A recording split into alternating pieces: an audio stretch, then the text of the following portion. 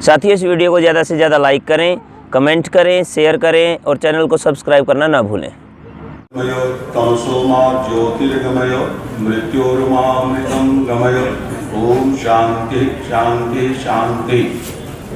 आज आर्य समाज कलकत्ता के 134वें वार्षिक महोत्सव का बहुत ही शुभ दिन है कि आज के दिन इस सत्र में पूज्यपाद सन्यासी मंडल और विद्वत मंडल यहाँ पर उपस्थित है और आर्य समाज कलकत्ता के ही एक स्तंभ माननीय पंडित आत्मानंद शास्त्री जी का अभिनंदन हुआ है और ये बुनियादी भाष्य भूमिका का विमोचन हो रहा है। देखिए, आर्य समाज के प्रचार प्रसार के लिए, वैदिक धर्म के प्रचार प्रसार के लिए दो ही तरीके हैं।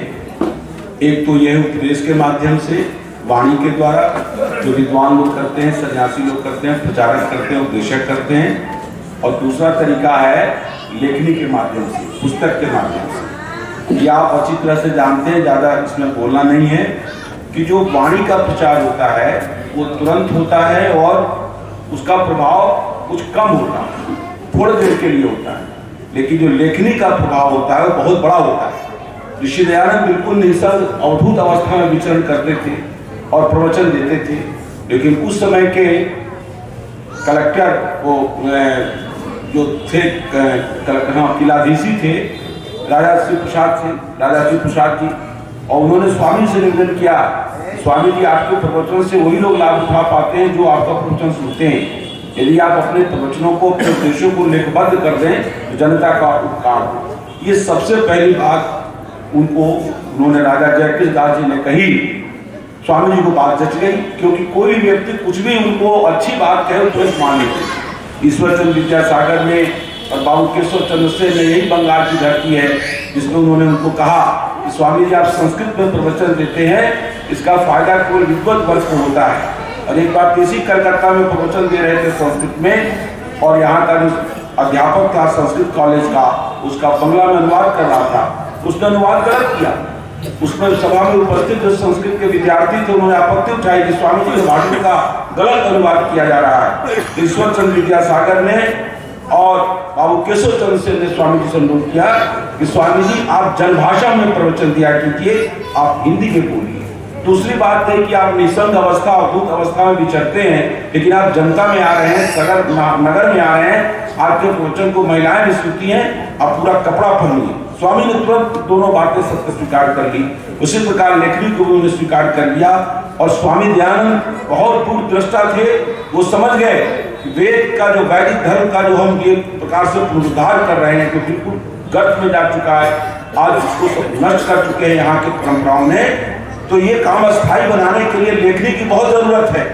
और उन्होंने इतना बड़ा लेखन किया कि आप समझिए 20,000 फुल स्केप पृष्ठ लिखा है स्वामी दयानंद ने। स्वामी दयानंद के छोटे बड़े ग्रंथ 42 ग्रंथ हैं। आप 2-4 ग्रंथों का नाम जानते हैं, विस्तृत ग्रंथ उनके ऊपर जो किताबें लिखी गई आप पढ़िएगा, 42-43 ग्रंथ है। 14 भाग में तो वेदांत प्रकाश है, और न जाने कितने ग्रंथ है, छोटे छोटे वेद, गुरुखंडम, शिक्षापत्र, निवारणम, गोकोणानिधि, व्यवहार भानु, आयुध सत्यमाला। तो स्वामी जी ने इतना 20,000 फुल स्केप पृष्ठ में लिखा और हजारों शास्त्रार्थ किए, हजारों प्रवचन दिए, हजारों मिल की यात्राएं की, हजारों लोगों से मिले। और आश्चर्य होता है कि केवल इन्होंने 8 साल में कैसे इतना बड़ा लेखन कर दिया। स्वामी जी वैज्ञानिक बुद्धि के भी थे, वो जानते थे कि ऐसे बैठ के लिखने लगूंगा तो बहुत समय चला जाएगा, इसलिए साथ में लेखक रखते थे। पंडित ज्वालाधर, भीमसेन, दिनेश राम और गौरी शंकर इत्यादि जो पंडित उनके साथ चला करते थे, पुस्तकें चला करती थी, और जहाँ साथ साथ जा रहे हैं, बोल दे रहे हैं, लिख रहे हैं, कुछ देख ले रहे हैं, फर्स्ट कॉपी देख रहे हैं, फिर प्रेस कॉपी आ रही, तो बहुत विस्तृत बात नहीं करनी है। ये जो रिगदादी भाषण का लिखी गई, उस समय स्वामी जी अयोध्या में थे, अयोध्या के सरयू बाग में स्वामी जी थे। 1933 विक्रमी में उन्होंने इस रिगदादी भाषण को लिखना प्रारंभ किया, और उन्होंने इस बात को लिखा भी श्लोकों में कि अयोध्या में मैं इस ग्रंथ को लिख रहा हूँ। और उन्होंने प्रतिज्ञा की कि मैं इसमें अपनी कोई नई बात नहीं लिख रहा हूँ, ऋषियों की मान्यताएं जो वेदों के संबंध में वो मैं प्रकट कर रहा हूँ। दुर्भाग्य है कि वेदों के बारे में विचार आधुनिक विद्वानों ने दिए हैं, अंग्रेजी विद्वानों ने, मोक्षुलर भट्ट इत्यादि ने, विल्सन साहब ने लिखा है स्वामी जी ने, और नहीं तो सायन मैगर ने दिया है, जिससे वेद का वास्तविक तात्पर्य छिप गया है।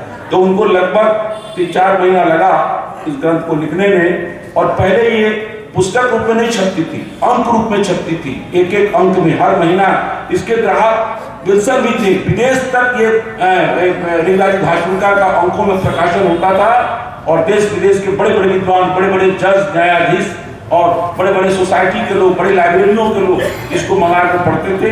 बाद में इसका पुस्तकाकार ऋग्वेदादि भाषणकार हुई और स्वामी जी ने लिखा कि कोई व्यक्ति यदि ऋग्वेदादि भाषणकार स्वतंत्र लेना चाहे तो ले सकता है, लेकिन कोई व्यक्ति बिना ऋग्वेदादि भाषणकार के केवल मेरा वेदभाष्य से खरीदना चाहे तो उसको न दिया जाए, क्योंकि वेदभाष्य समझ में नहीं आएगा यदि ऋग्वेदादि भाषणकार नहीं पढ़ेगा तो ये बहुत महत्वपूर्ण ग्रंथ है। इसको पढ़ करके प्रोफेसर बैकबर इतने प्रभावित हुए, उन्होंने ये लिख दिया अपने मैंने भारत से क्या सीखे पुस्तक उन्होंने लिखी। वो IAS विद्यार्थियों के सामने, ICS विद्यार्थियों के सामने मैक्सवेल का लेक्चर कराया गया, 30-35 लेक्चर भारत के बारे में। उसी लेक्चर में उन्होंने कहा, वो पुस्तक बहुत लोकप्रिय हुई, हम भारत से क्या सीखें। उसमें उन्होंने कहा कि पूरे वैदिक साहित्य को हम ऋग्वेद से प्रारंभ कर सकते हैं और इसका समापन स्वामी दयानंद सरस्वती की ऋग्वेदादि भाषणकार पर होता है, जो अपने में स्वयं बहुत बड़ा इंटरेस्टिंग ग्रंथ है। साथियों, इस वीडियो को ज़्यादा से ज़्यादा लाइक करें, कमेंट करें, शेयर करें और चैनल को सब्सक्राइब करना ना भूलें।